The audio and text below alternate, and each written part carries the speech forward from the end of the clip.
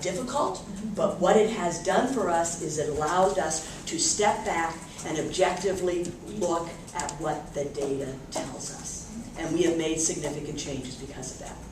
Okay? So, our quality control system. Granite State College's visual, I'm going to wait. Our quality control system includes our curriculum, which is aligned with high standards. It includes our faculty, both our content, theoretical, and our clinical. It talks about our candidates who are focused on becoming skilled educators. We have to address how, not how we use technology, how technology has enhanced teaching and learning. Okay, that's an important part. And then the assessment and data collection tools. And that's where, while we submitted our first draft of the inquiry brief, was it June 17th, 2015? July. We have already gotten responses from reviewers, and Nick, you submitted it last week? Correct, yep. Okay, so we are in the throes of this program approval process. Now, Nick, can you take us to the exhibit room? Sure. And just so everyone's aware, Della apologizes. She needed to log off to board. Board, okay. We're recording the session. We'll figure out a way to get that over to her. Okay.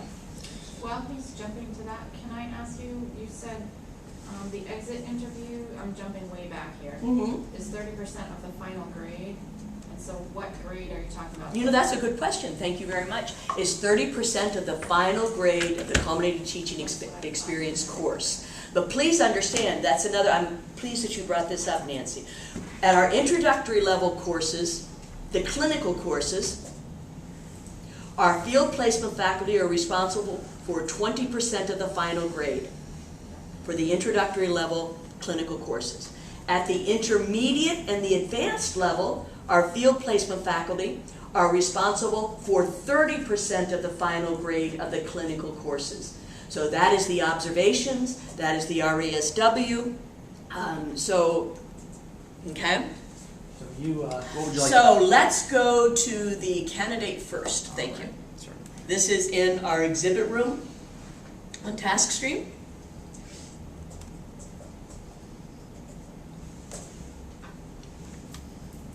Okay, now. I'm not sure if we'll be able to zoom out on here since it's web-based. Okay, but we'll start with the center and then we'll go. This is for the teacher candidate. This is our quality control system. I'll now ask that you go down a little bit. I'm trying not to be bossy. No. Actually, I'm going to ask if you can go the other way. I gave you the wrong directions. So up. All right. Yes. Okay. So we have our admission standards for our undergraduate students, of which this does not apply because all of the students in this particular program are post-baccalaureate students. They have to complete parts 1, 2, and 3 of the application process. They have to complete their personal plan of study, which I talked about, where they identify the what term they'll be taking their specific courses, what types of experiences they need to have, and what grade levels they'll be working with. They then need, for the Praxis Core, academic skills for educators.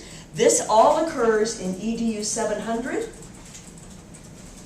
If they do not have passing Praxis scores, they get an incomplete, and they may not register for any clinical courses. Someone had asked, there was a form that they had found, and that is a, Nick has subsequently removed that form.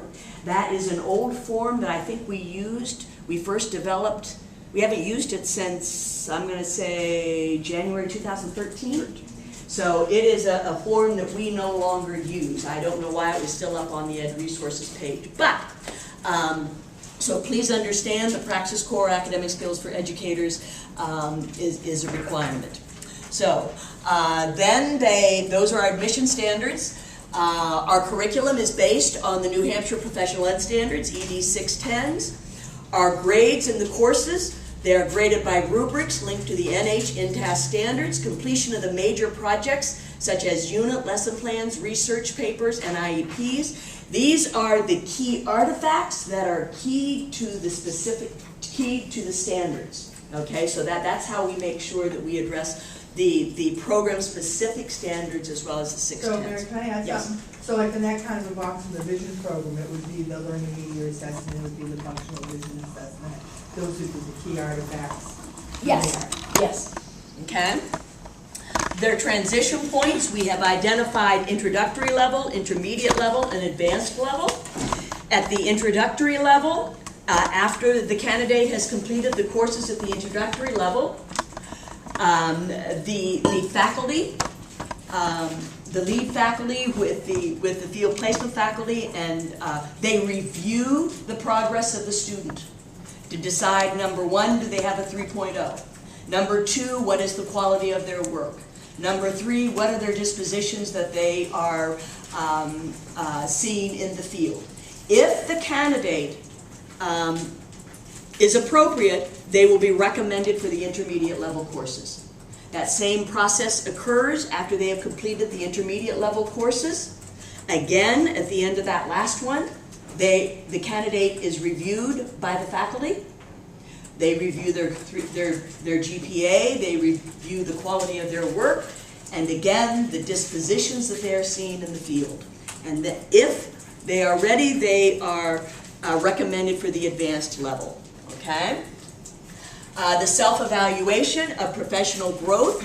At the end of each of our courses, our candidates are required to do a self-evaluation where they evaluate themselves as professionals using the standards. Then we have the standardized testing for the Praxis 2. They've already submitted their Praxis Core, now for the Praxis 2. The BVI and the DHH, while there are Praxis 2 tests for the blind and visual impairments and for the deaf and hard of hearing, New Hampshire at this point does not yet require them. Okay? And can I just Yes. clarify, it's the Professional Standards Board that makes that determination Okay, as to thank which you. praxis to. So I want Yes. folks to It's understand not that the that DOE. decision's made outside of this institution, and the Professional Standards Board is a diverse group of practitioners, Thank DOE you. people, and IHE that lay out the standards for It's a credentialing. state board, It is, is that a national? no, it's a state level board. Most states have them. Some states, it's a board that's completely separate from the Department of Ed. In our state, it is a board that is sponsored by the Department of Ed. And the people who sit on it are superintendents, principals, practitioners in the field. Teachers, Yeah. IHE representation, and then there are two DOE representatives. Thank you for that clarification. Okay, I And appreciate that. Just to add one more thing, general special ed also does not require praxis too. Right. At this Right. time, so. Yes.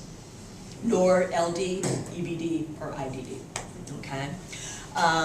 Let's see. The foundations of reading also is not required. But I will share with you, in these particular programs, we do require the ED 710, which is a 6-credit teaching English language arts and literacy, as a foundation piece for what they will be doing in the program-specific literacy class. Okay. They have to have a cumulative grade point average of 3.0.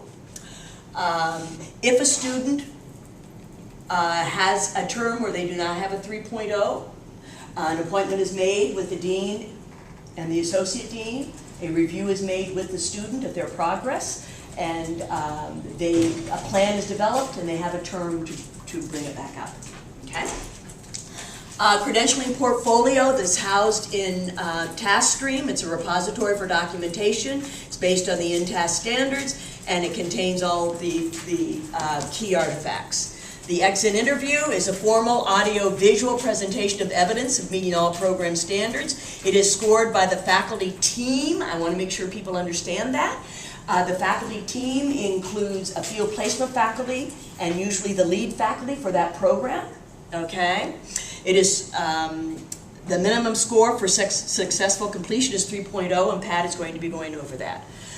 Surveys sent to the supervising practitioners and principals to get their feedback. Online discussion forum, participation graded by rubric. And each course has an online discussion board. The reflective analysis of student work, which is completed by due dates. There are 3 RASWs that are required per clinical course. So for the BVI, there are 8 clinical courses. So in essence, they will be doing a minimum of 24 RASWs, okay, over the life of their plan of study.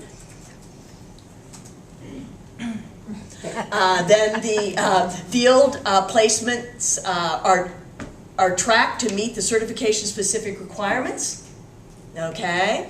And then the clinical experiences are linked to the clinical. So this is the teacher candidate quality control system. This works on, so what we were looking at is those individual students, did in fact all of this happen?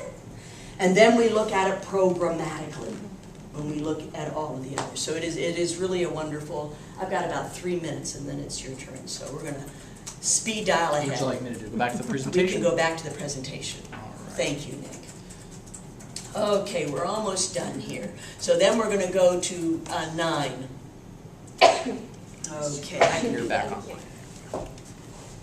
Okay, then the quality control system, which I've also talked about, are the INTAS, the ED 61002s, and the program-specific standards, of which I've already addressed. And we've already done that. So, any questions? We're gonna have a long day, and I don't want to take, because I need to give thunder to those two, because you all haven't heard from them. Any questions? Stole everything I was going to say. Oh! Remember, people have to hear it 7 times. That's right. Before it goes to from short-term to long-term memory. Yes. I just had one question for Yes. advanced level. You were talking about the percentage of the grade that, and I know this leads right into what you're about to talk about, the percentage of the grade that this field placement Faculty, FPF, faculty is responsible for. Yes. What about advanced level? 30%. 30 also. Intermediate and advanced are the Okay, same. all right. So thank you for asking. I am out of your way, Pat. Excellent. I'm going to demonstrate the swivel while I'm talking today. So this is a way to, it's almost like a Big Brother is watching tool, you know. So I've got my phone in here. It's going to follow me as I'm presenting and record me. And as I'm sitting here listening to Mary, I'm watching. My phone is hooked to my son's phone, who's 16, which he doesn't know, and I'm not telling him because I get to read all his texts, and I'm watching texts come in on my screen that might not be appropriate for a professional setting. So if you see something, it's not someone communicating to me. It would be my 16-year-old who should be doing something in a school setting right now. Not. Where are you going? We You don't wanna have go to up move. front? No, I'll stay here. You can That's stay fine. right there. You got a clicker. And you... So anyway, this is our handy swivel, and this will follow me as I'm presenting. All of our students are required to purchase a swivel. It is covered by financial aid, the technology toolkit, because it's required of their program. So what I love is we're putting really cool technology